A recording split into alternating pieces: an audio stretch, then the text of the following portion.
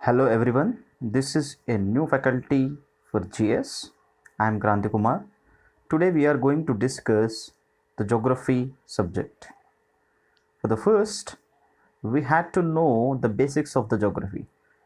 Okay, so today we are going to discuss the first basics of the geography. First, what is the difference between the hill and mountain?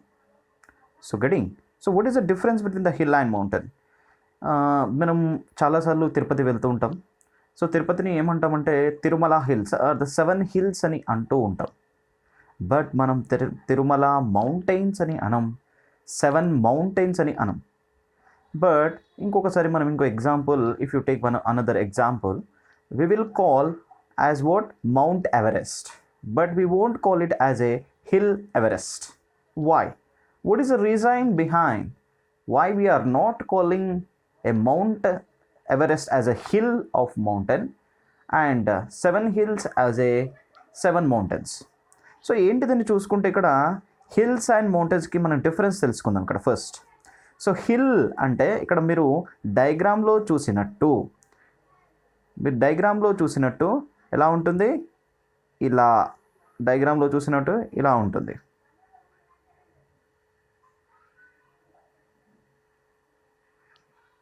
గడింగ్ the slant height గడింగ్ ఇలా ఉంటుంది.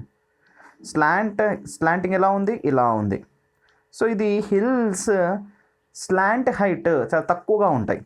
Coming to mountains ఎలా ఉంటుందంటే చాలా పెద్దగా టాల్గా ఉంటాయి. Course hills కూడా కొంచెం టాల్గానే ఉంటుంది. బట్ స్లాంట్ హైట్ అనేది చాలా తక్కువ ఉంటుంది.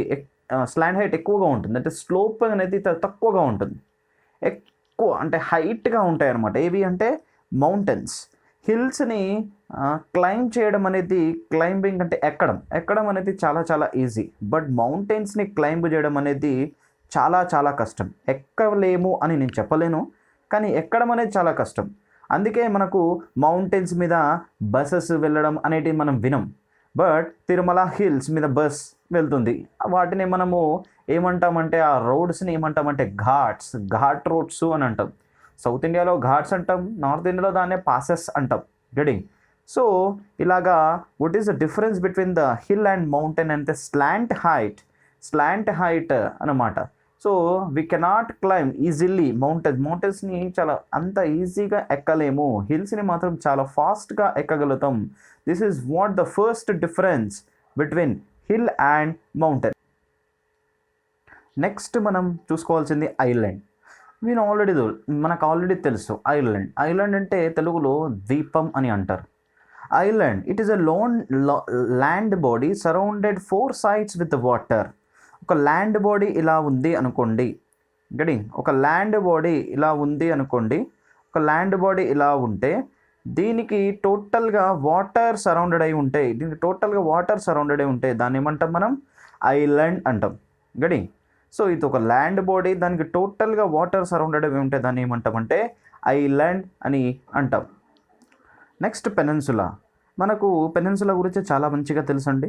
వై? బికాజ్ ద ఇండియా ఇట్ సెల్ఫ్ is one of the peninsula.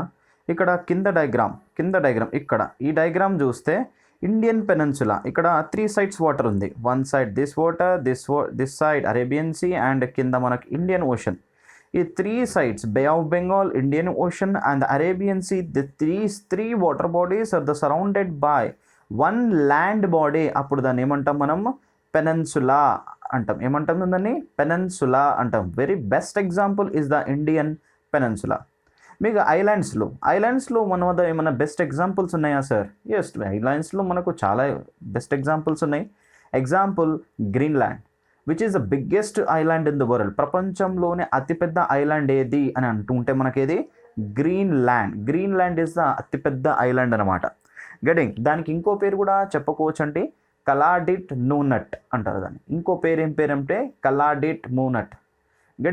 So this is what island. Okay, island అతిపెద్ద ఐలాండ్ ఏది? Greenland, Kalaallit Nunaat. If you take ఏషియాలో కనుక చూసుకుంటే మనకు Indonesia is very good island group. Island group. ఇండియాలో islands ఏమైనా ఉన్నాయా? ఎస్, ఉన్నాయి. అండమాన్ నికోబార్, లక్షద్వీప్ ఉన్నాయి, భవానీ ఐలాండ్స్ ఉన్నాయి. ఇలాంటివన్నీ కూడా మనకు ఐలాండ్స్ కిందకే వస్తాయి. వెరీ ఇంపార్టెంట్ ఐలాండ్ కూడా ఇంకోటి ఉంది సార్. ఇక్కడ అంటే బే ఆఫ్ బెంగాల్లో బంగ్లాదేశ్ కింద అంటే ఈ స్పాట్లో ఒక ఐలాండ్ ఉంది, చాప్చార్ ఐలాండ్. దాని పేరు ఏం పేరు? చాప్చార్ ఐలాండ్. ఒకసారి చూసుకోండి మీరు, వెరీ వెరీ ఇంపార్టెంట్ ఐలాండ్. ఎందుకు అంటే దిస్ చాప్చార్ ఐలాండ్ ఈజ్ ఎంతలా ఉంటుందంటే దాదాపుగా సీ లెవెల్కి దగ్గరగా ఉంటుంది. మరి ఎందుకు ఇంపార్టెంట్ సార్ ఇది అంటే మనకు ఆల్రెడీ తెలుసు రోహింగ్యాస్ అనేటువంటి ఒక ఎథనిక్ గ్రూపు మయన్మార్ నుంచి అంత ప్రపంచ దేశాలకన్నిటికీ స్ప్రెడ్ అవుతున్నారు, వెళ్ళిపోతున్నారు, మైగ్రెంట్ అవుతున్నారు. సో అందులో ఎక్కువగా ఎక్కడికి మైగ్రెంట్ అయ్యారు అంటే బంగ్లాదేశ్కి అయ్యారు. సో బంగ్లాదేశ్ గవర్నమెంట్ ఏం చేస్తుందంటే వీళ్ళ తాకిడి, వీళ్ళ రష్ తట్టుకోలేక వాళ్ళందరినీ తీసుకెళ్ళి ఒక ఐలాండ్లో పడేశారు. ఐలాండ్ పేరు ఏం పేరు అంటే చాప్చార్ ఐలాండ్. ఒకసారి వెరీ వెరీ ఇంపార్టెంట్ అది. ఎందుకంటే చాప్చార్ ఐలాండ్ కొంచెం నీటి మట్టం కొంచెం సీ లెవెల్ పెరిగిన అది మునిగిపోయే అవకాశం ఉంది. అందుకు this is very very important. That is what? చాప్చార్ ఐలాండ్. నెక్స్ట్ మనం చూసుకోవాల్సింది బే. వాట్ ఈజ్ బే? మనకు చిన్నప్పటి నుంచి ఒకటి నేర్చుకుంటూ ఉంటున్నాం. ఏంటిది అంటే మనకి ఇండియాకి ఈస్ట్ సైడ్ ఓకే, ఇండియాకి ఈస్టర్న్ సైడ్ ఏంటిది? బే ఆఫ్ బెంగాల్. ఇక్కడ సైడ్ ఏముంటుంది? అరేబియన్ సీ ఉంటుంది. ఇక్కడ సైడ్ ఇండియన్ ఓషన్ ఉంటుంది. సరే, very good. So western side ఏమో అరేబియన్ సీ, ఈస్టర్న్ సైడ్ ఏమో bay of Bengal, and the southern side ఏముంటుందంటే ఇండియన్ ఓషన్ ఉంటుంది. వెస్టర్న్ సైడ్ని మనం ఏమంటామంటే అరేబియన్ సీ అంటాం. సీ అంటే మనకు ఆల్రెడీ తెలుసు ఒక లార్జ్ వాటర్ బాడీ. ఆ లార్జ్ వాటర్ బాడీ ఇంకా లార్జ్ ఉంటే దాన్ని ఓషన్ అంటాం. బట్ మనం ఇక్కడ బెంగాల్ సీ అనొచ్చు కదా ఈస్టర్న్ సైడ్, మనం ఏమంటాం దాన్ని? బే ఆఫ్ బెంగాల్ అంటాం. మరి బెంగాల్ సీ అనకుండా బే ఆఫ్ బెంగాల్ అనడానికి కారణం ఏంటిది అంటే మనకు అది తెలియాలంటే ఫస్ట్ బే అంటే ఏందో తెలియాలి. Bay, what actually the bay? It is already written sir. Bay, it is opposite to the peninsula. Peninsula అంటే ఏం చెప్పిన నేను? The land body which is surrounded by 3 water bodies. 1 2 3. ఇది ఇక్కడ ఇది 3 వాటర్ బాడీస్ కనుక సరౌండెడ్ అయ్యి వన్ సైడ్ ల్యాండ్ ఉంటే దాన్ని ఏమంటామన్నా? పెనన్సులా. దానికి opposite. Like if you take the example of bay of Bengal. ఇక్కడ బే ఆఫ్ బెంగాల్ చూడండి, ఇక్కడ ఏముంది? One side India land body ఉంది, another side Bangladesh land body ఉంది. ఇక్కడ సైడ్ ఏముంది? మయన్మార్, ఇవి థాయిలాండ్, ఇవి ఉన్నాయి. అంటే which is a water body which is surrounded by 3 land masses. 1 ఇది, 2 ఇది, 3 ఇది. అండ్ నెక్స్ట్ 4th మాత్రం మనకు ఓషన్ ఉంటుంది. ఓషన్ కానీ ఏదైనా లార్జ్ బాడీ. ఓకే, అంటే bay is a water body. This is surrounded by 3 sides with the land and the 1 side with the water. It is called what? Bay. అందుకే మనం దీన్ని ఏమంటామంటే బే ఆఫ్ బెంగాల్ అని అంటాం. Instead of what? Calling it as a Bengal sea. అనకుండా మనం దాన్ని బే of Bengal అని అంటూ ఉంటాం. నెక్స్ట్ వచ్చేసి straight. What is straight? Very very important. The narrow passage of water which connects the 2 large bodies of the straits. Okay, it is what? The narrow passage of the water which connects the 2 large bodies or the seas is called strait. మనం strait అనే పదం చాలా వింటుంటాం. Example మనకు చాలా ఇచ్చుకోవచ్చు. Strait of Gibraltar. Getting example ఏంటి? The strait of Gibraltar. And the next Malacca strait ఎక్కడ ఉంటుందంటే మీకు చెప్తాను. ఇక్కడ ఉంటుంది మలక్కా స్ట్రైట్. ఇక్కడ ఈ పీరియడ్లో ఉంటుంది మలక్కా స్ట్రైట్. దిస్ ఈస్ ఈ Malacca strait is very very important for what? South China సీకి అండ్ ద పసిఫిక్ ఓషన్స్కి, ఇండోనేషియన్ గ్రూప్స్కి, సింగపూర్కి, తైవాన్కి, ఇటు సైడ్ జపాన్ సైడ్ వెళ్ళేటువంటి అన్నిటికీ the strait of Malacca is very very very important. Getting so ఈ మలక్కా స్ట్రైట్ మీద మన ఆధిపత్యం ఉంటుంది. అంటే ఇండియాకి చాలా, ఇక్కడ చూడండి ఇది అండమాన్. ఈ అండమాన్ దగ్గర నావెల్ బేసెస్ ఉన్నాయి మనకి. ఇక్కడ కనుక మనం ఆపగలిగితే మలక్కా స్ట్రైట్ని మనం ఆక్యుపై చేసుకోవచ్చు. మనం కనుక ఈ మలక్కా స్ట్రైట్ని కనుక ఆక్యుపై చేసుకోగలిగితే ఇక్కడి నుంచి వెళ్ళేటువంటి ఇలా ఏం వెళ్తాయంటే ఆయిల్ వెళ్తుంది. ఆయిల్ షిప్స్ ఇలా చైనాకి వెళ్తాయి. చైనాకి ఇలా వెళ్తాయి. చైనాకి వెళ్ళే ఆయిల్ షిప్స్ని మనం అడ్డుకోవచ్చు. చైనాకి వెళ్ళే ఆయిల్ షిప్స్ కనుక మనం అడ్డుకుంటే మనం ఒక రకంగా మన విక్టరీ అన్నట్టే. అందుకే దీని నుంచి తప్పించుకోవడం కోసమే చైనా ఏం చేసిందంటే ఒకటి కన్స్ట్రక్షన్ చేసింది. దాని పేరే సిపెక్ కారిడార్. సిపెక్ కారిడార్ అంటారు దాన్ని. CPEC corridor, China pacific economic corridor అనేటువంటి ఒక కారిడార్ని కడుతుంది. ఎక్కడ అంటే పాకిస్తాన్లో కడుతుంది. పాకిస్తాన్లో ఒక పోర్ట్ కట్టింది, గ్వాదర్ పోర్ట్. గ్వాదర్ పోర్ట్ అనేటువంటి ఒక పోర్ట్ని కట్టి అక్కడ నుంచి అక్కడికి వెళ్తుంది. This is what importance of the Strides. మీకు ఒక స్ట్రైట్స్ ఇంపార్టెంట్ చెప్పడం కోసం మీకు ఇది ఒక ఎగ్జాంపుల్, ఫైన్ ఎగ్జాంపుల్గా తీసుకున్నాను. మనకు చాలా స్ట్రైట్స్ ఉంటాయి. The strait of Gibraltar, the Malacca strait, the Bering strait, Bass straits అని చెప్పేసి చాలా ఎగ్జాంపుల్స్ ఉంటాయి. మనం మెల్లిగా నేర్చుకుందాం. Okay, next very important strait మనం తెలుసుకోవాల్సింది ఏంటంటే the strait of Gibraltar. The strait of Gibraltar is very important. This is the presence of strait of Gibraltar. ఇది ఎక్కడ ఉంటుంది అంటే మనకు the opening of Atlantic ocean to Mediterranean ocean. Atlantic ocean to Mediterranean ఓషన్కి మధ్యలో ఉంటుంది strait of Gibraltar, which connects the Atlantic ocean and Mediterranean sea అన్నమాట.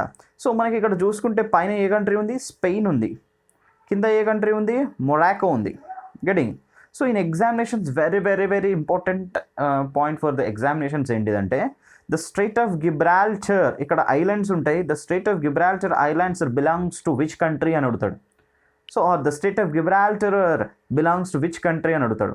మనకు ఆప్షన్స్లో స్పెయిన్ ఉంటుంది, మొరాకో ఉంటుంది, చాలా ఉంటుంది. But it is not belongs to the Spain and the Morocco. It is belongs to the very important, that is what the United Kingdom. United కింగ్డమ్స్కి belongs అది, అర్థమవుతుంది. యునైటెడ్ కింగ్డమ్ అంటే ప్రజెంట్గా ఉన్నటువంటి వాట్ ద బ్రిటిష్. బ్రిటన్ అంటే వేరు, England అంటే వేరు, యునైటెడ్ కింగ్డమ్ అంటే వేరు. ఎందుకు వేరు, ఎలా వేరు అనేది తర్వాత చెప్తాను. How it is different from the British, England and what United Kingdom. Getting. The next మనం చూసుకుంటే gulf. What is gulf? It is same like a bay. What is gulf? It is same like a bay. A gulf can be bay but not all bays be gulf. అంటే example కరెక్ట్గా చెప్పాలంటే పెద్దగా కరెక్ట్గా చెప్తాను, example అవసరం కూడా లేదు. మనకు ఒక ఎగ్జాంపుల్ ఉంటుంది. ఏంటిది అంటే ఎక్కడికి వెళ్ళామంటే గల్ఫ్కి వెళ్ళాను అంటారు. ఏమంటారు? గల్ఫ్ అంటే ఏముంటుంది మనకు? ఎగ్జాంపుల్, మనం అందరం గల్ఫ్ అనుకుంటే ఏమనుకుంటామంటే మామూలుగా సౌదీ అనుకుంటూ ఉంటాం. గడింగ్. సో సౌదీ, గల్ఫ్ అంటే సౌదీ, అంతే. ఓకే, ఇలా ఉంటుంది. గల్ఫ్స్ అనేటివి ఇండియాలో కూడా ఉన్నాయి. సో గల్ఫ్ అంటే ఏంటిది మనకు అంటే చూడండి, it is the same like a bay. A gulf can be a bay but not all bays be a gulf. A bay with narrow opening called gulf. ఒక బేకి నారో ఓపెనింగ్ కనుక ఉంటే, దాన్ని ఏమంటాము అంటే గల్ఫ్ అని అంటూ ఉంటాం. ఎగ్జాంపుల్ ఇక్కడ చూడండి, Gulf of అఖాబా. Getting. What is this? Gulf of అఖాబా. ఇక్కడ గల్ఫ్ ఆఫ్ అఖాబా. సో ఇక్కడ చూడండి, వన్ సైడ్ ఈజిప్ట్ ఉంది, ఇక్కడ సైడ్ సౌదీ ఉంది, ఇక్కడ సైడ్ ఇజ్రాయెల్ జోర్డాన్ ఉంది. So it is like same like bay లాగే ఉంది మనకు. ఒక వాటర్ బాడీ, the 3 sides surrounded by the land. But ఎలా ఉందంటే నారో ఓపెనింగ్ ఉంది. మనకు అదే బే ఆఫ్ బెంగాల్తో హెవీ ఓపెనింగ్ ఉంటుంది. ఇండియన్ ఓషన్లో చాలా పెద్ద ఓపెనింగ్ ఉంటుంది. ఇక్కడ నారో ఓపెనింగ్ కనుక ఉంటే దీన్ని ఏమంటాము అంటే మనం గల్ఫ్ అని అంటాం. Very important. అతిపెద్ద గల్ఫ్ ఏది మనకు అనుకుంటే పెనిన్సులార్ కావచ్చు. గల్ఫ్లో మనకి ఈ సౌదీ అరేబియాలో పెద్ద గల్ఫ్స్, పర్షియన్ గల్ఫ్స్ ఇలాంటివి ఉంటాయి. Gulf of Aqaba, Persian gulf, the gulf of Suez అని అంటూ ఉంటాం. Getting. So this is what gulf అంటే ఇది. Next is a channel. So channel which separates the 2 large mass bodies. Getting. So which separates the 2 large mass bodies is called channel. Example, English Channel, Great Channel, Coco Channel ఇలాంటివి ఉంటాయి. Okay. So channels అంటే మనకు ఏమి లేదు, ఒక 2 land మాసెస్ని కనుక separate చేసేటువంటి ఒక వాటర్ బాడీని మనం ఏమంటామంటే ఛానల్స్ కొంచెం డీప్ ఎక్కువగా ఉంటాయి. కంపేర్ విత్ స్టేట్స్ వీళ్ళంతా కంపేర్ చేసుకుంటే ఛానల్స్ డీప్ చాలా ఎక్కువగా ఉంటాయన్నమాట. సో నెక్స్ట్ వచ్చేసి ఈ ఛానల్స్ మనకు యూజువల్గా ఎక్కడ వాడుతుంటామంటే మనం ఏమైనా రిజర్వాయర్ కడితే అక్కడ ఏమైనా రిజర్వాయర్ ఏదైనా కడితే ఏమంటారంటే ఛానల్లో నీళ్ళు వస్తున్నాయా అని అంటూ ఉంటారు. గెటింగ్ ఛానల్ త్రూ నీళ్ళు వస్తున్నాయా, కేసీ కెనాల్స్ ఆర్ ఛానల్స్ అని అంటూ ఉంటారు. సో అట్లా మీరు గుర్తుపెట్టుకోవచ్చు, వెరీ వెరీ ఇంపార్టెంట్. నెక్స్ట్ వచ్చేసి ఆర్చిపెలగో. ఆర్చిపెలగో అంటే the group of islands where call the archipelago. Example the group of islands in group of islands country ఏదండి మనకి example, best example is Indonesia. And if you take the group of islands అని కూడా మనం అండమాన్ నికోబార్ కూడా తీసుకోవచ్చు. Of course group of islands అంటే మనం ఇది కూడా తీసుకోవచ్చు, Lakshadweep also we can take. లక్షద్వీప్ని కూడా ఒక గ్రూప్ ఆఫ్ ఐలాండ్స్గా మనము తీసుకోవచ్చు. The biggest archipelago in the world, ప్రపంచంలోనే అతిపెద్ద ఆర్చిపెలగే ఏదైనా ఉంది అంటే అది Indonesia. Indonesia is the biggest archipelago in the world. The next వచ్చేసి the difference between the waves, tides and the currents. ఇక్కడ ఆల్రెడీ మీకు మంచి ఇమేజ్ అనేది పోస్ట్ చేసేస్తాను చూడండి. So tide, what is tide? Which is caused by the gravitational pull between the earth, sun and the moon. The tides are the what which is caused by the gravitational pull between the earth, sun, moon. Earth, sun, moon and the upwelling, high welling, low welling అనేది కొన్ని ఉంటాయి.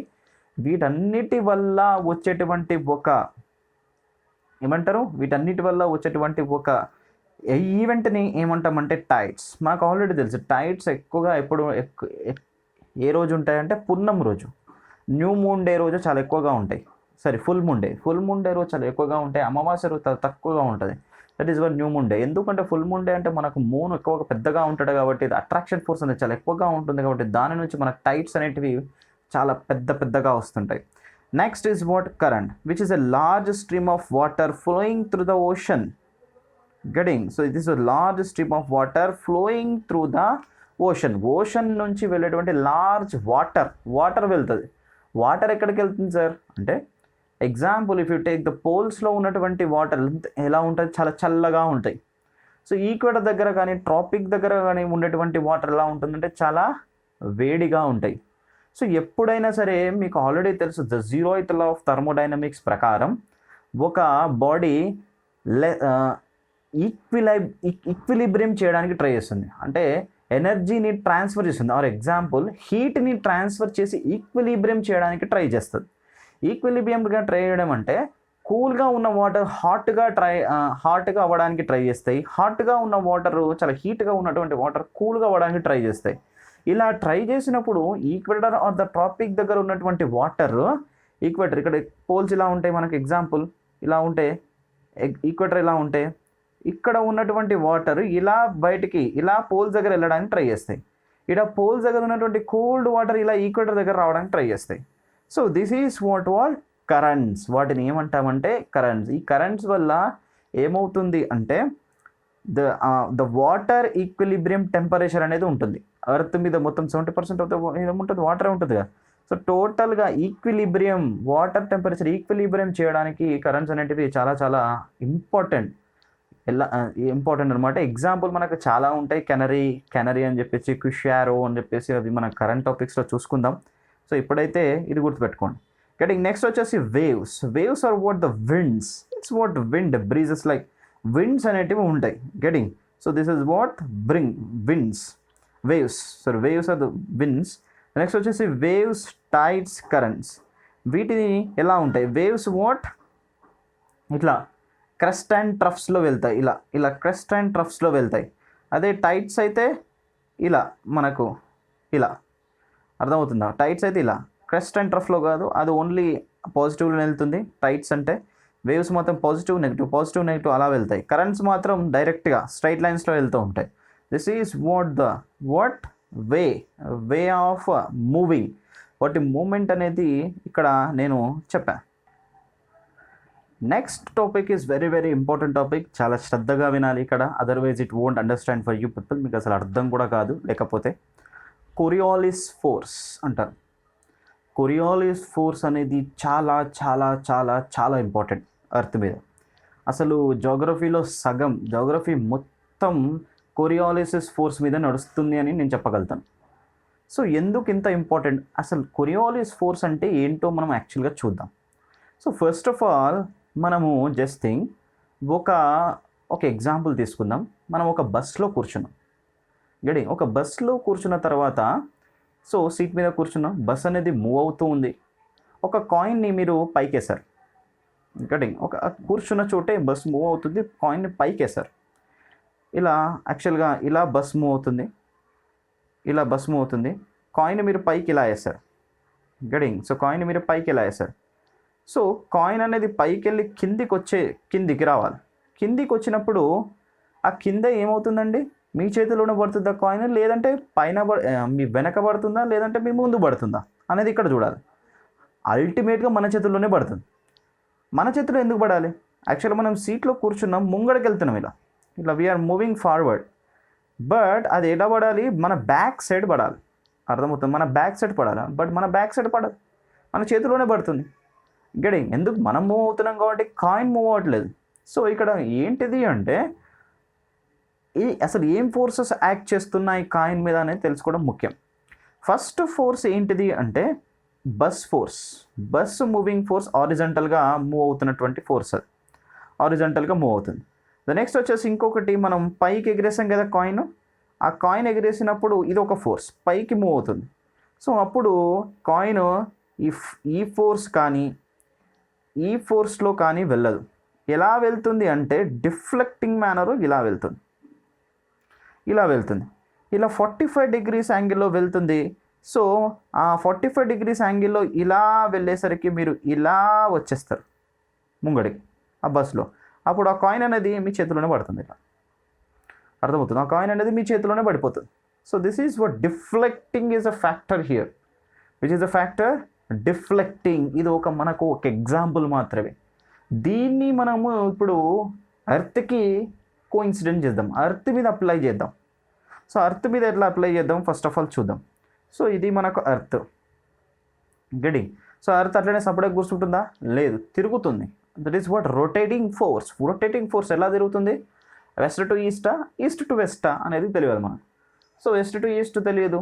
So ఇట్లా west to east తిరుగుతుంది మనకు, getting. So west to east తిరగడం వల్ల మనకు అరుణాచల్ ప్రదేశ్లో ఫస్ట్ సన్ అనేది రైస్ అవుతుంది. ప్రపంచంలో చూసుకుంటే జపాన్ సన్ రైజింగ్ కంట్రీ అని అంటూ ఉంటారు, నిప్పన్ అని కూడా అంటుంటారు దాన్ని.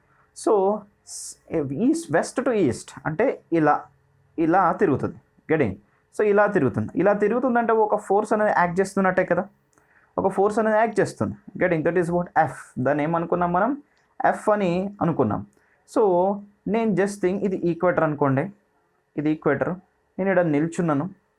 సో నేను ఒక కాయిన్ని పోల్స్ దగ్గరికి ఇలా విసిరా, ఒక కాయిన్, అదే ఏదైనా సరే ఒక స్టోన్ కానీ ఏదైనా కానీ ఇట్లా విసిరేస్తే అది నేను విసిరేసిన డైరెక్షన్లో వెళ్తుందా, అదర్వైజ్ ఈ రొటేషనల్ ఫోర్స్ ఉంది కదా ఆ డైరెక్షన్లో వెళ్తుందా అంటే ఈ రెండు డైరెక్షన్లో వెళ్ళదు, ఇటు వెళ్ళదు అటు వెళ్ళదు, ఇలా వెళ్తుంది. అర్థమవుతుందా? సో డిఫ్లెక్టింగ్ డైరెక్షన్స్లో వెళ్తుంది, డిఫ్లెక్ట్ అవుతుంది. Every body on the earth will be what? Deflect అవ్వాల్సిందే. డిఫ్లెక్ట్ కాకపోతుంది అసలు రాంగ్, అది రాంగ్ అనమాట. ఎందుకు ఎప్పుడు డిఫ్లెక్ట్గా ఆగిపోతుంది అంటే ఎర్త్ రొటేటింగ్ ఆగిపోయినప్పుడు. ఎర్త్ రొటేటింగ్ ఎప్పుడైతే ఆగిపోతుందో అప్పుడు మాత్రమే డిఫ్లెక్టింగ్ అనేది ఆగిపోతుంది. అదర్వైజ్ డిఫ్లెక్టింగ్ అనేది ఆగిపోయే సమస్య లేదు.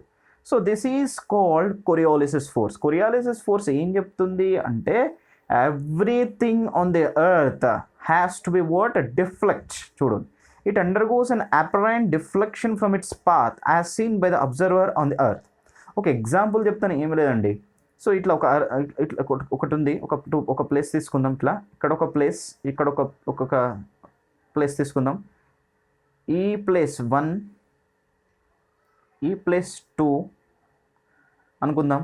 1 నుంచి 2కి ఎయిర్క్రాఫ్ట్ వెళ్ళాలి, ఏరోప్లేన్ వెళ్ళాలి. ఇలా అలానే వెళ్తే అక్కడ చేరుకుంటారా? లేదు. మీరు అలాగే చేరుకునే లోపు ఎర్త్ అలాగే ఉంటాడా? లేదు. Earth rotate అవుతుంటాడు. రొటేట్ అయినప్పుడు స్ట్రైట్గా అలాగే వెళ్తే ఆ ఎయిర్పోర్ట్లో దిగారు, మీరు సెకండ్ దాంట్లో దిగరు, వేరే దగ్గరికి వెళ్ళిపోతారు. ఎందుకు వెళ్ళిపోతారు అంటే ఇట్ ఇస్ రొటేట్ అవుతుంది ఎర్త్. అర్థమవుతుంది? అలాగే ఉండట్లేదు. సో దీన్ని ఓవర్కమ్ చేయాలంటే we have to move in a deflecting path. ఒక డిఫ్లెక్టింగ్ పాత్లో వెళ్ళాలి. Deflecting path is nothing but what? Coriolis force. Coriolis force is very very very very important. Here ఈ కొరియోలిసిస్ force అనేది చాలా చాలా ఇంపార్టెంట్. ఎంతలా ఇంపార్టెంట్ అంటే ఇక్కడ నార్థన్ హెమిస్ఫియర్లో మనకి ఇక్కడ ఏముందండి, నార్థన్ హెమిస్ఫియర్లో ఇటు డిఫ్లెక్స్ ఇలా ఈ డైరెక్షన్ అంటే మనకు రైట్ డైరెక్షన్లో డిఫ్లెక్ట్ అవుతుంది. సదరన్లో ఇలా అదే లెఫ్ట్ డైరెక్షన్లో డిఫ్లెక్ట్ అవుతుంది. కరెక్ట్గా చెప్పాలి అంటే నార్థన్ హెమిస్ఫియర్లో క్లాక్ వైజ్ డైరెక్షన్లో ప్రతి బాడీ డిఫ్లెక్ట్ కావాలి. సదరన్ హెమిస్ఫియర్లో ప్రతి బాడీ యాంటీ క్లాక్ వైజ్లో డిఫ్లెక్షన్ అనేది జరగాలి. ఇదే మనకు చెప్పేది ఏంటిది అంటే కొరియోలిసిస్ ఫోర్స్. అందుకే నార్థన్ హెమిస్ఫియర్లో ఉండేటువంటి సైక్లోన్స్ ఉంటాయి.